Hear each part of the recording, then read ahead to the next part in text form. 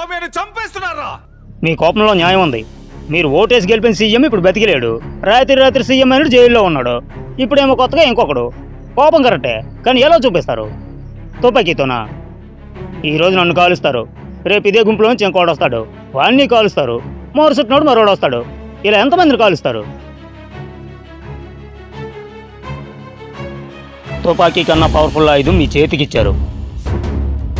మీ vote, దాంతో మీ కోపం చూపించవచ్చు కదా, నన్ను ఓడించొచ్చు ఉండొచ్చుగా. నేను పోటీ చేసిన యాక్షన్లోనే అదిగో అతను నిల్చున్నాడు. బాగా చదువుకున్నాడు, పెద్ద ఉద్యోగాన్ని కూడా వదిలేసి ఏదైనా మంచి చేద్దామని ఇండిపెండెంట్గా నిల్చున్నాడు. టై గుర్తుతో. మీకు ఎవరికైనా తెలుసా? 413 ఓట్లు వచ్చేవాడికి. ఎవరు అని వాడించింది? నేనా? మీరే. మన రాష్ట్రంలో ప్రతి నియోజకవర్గంలోని ప్రతి ఏటా ఏదో ఒక మంచి చేద్దామని ఎంతో మంది నిల్చుంటున్నారయ్యా. మీరు ఎవరైనా వాళ్ళు గమనిస్తున్నారా? మనకు తెలిసిందల్లా 2 పార్టీలు 2 గుర్తులు. కులాలను చూసి ఓటేసి వెళ్ళక మీరంతా. అవునరా, మా రాజకీయ నాయకులందరూ డబ్బులు ఇచ్చే ఓట్లు కొనుక్కుంటున్నాం, కానీ ఆ ఓట్లను డబ్బులు కమ్ముకుంటుంది ఎవరు? డబ్బులు ఇచ్చే మేము చెడ్డోళ్ళమైతే అది తీసుకునే మీరు.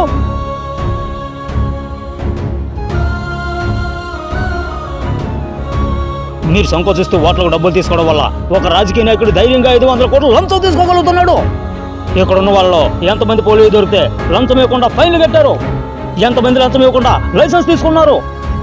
ఇక లంచం ఇస్తేనే పని జరుగుతుందని మనమంతా నమ్ముతున్నాం. మరి మీలాంటి వాళ్ళగా మేము కూడా మరి ఇదే సమాజం నుంచి వచ్చిన మేము మాత్రం మంచి వాళ్ళగా ఎలా బతకగలం?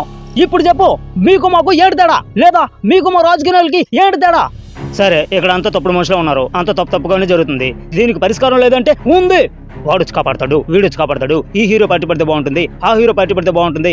ఇలా నమ్మకాన్ని ఎవరిపైనో పెట్టడానికి బదులుగా మీ పిల్లల మీద పెట్టండి.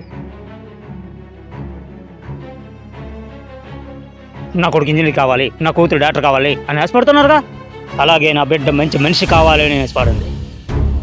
ఇక నుంచి 20 ఏళ్ల తర్వాత వచ్చిన వాళ్ళకైనా సరే కరప్షన్ చెడ్డ మాటని తెలియాలి.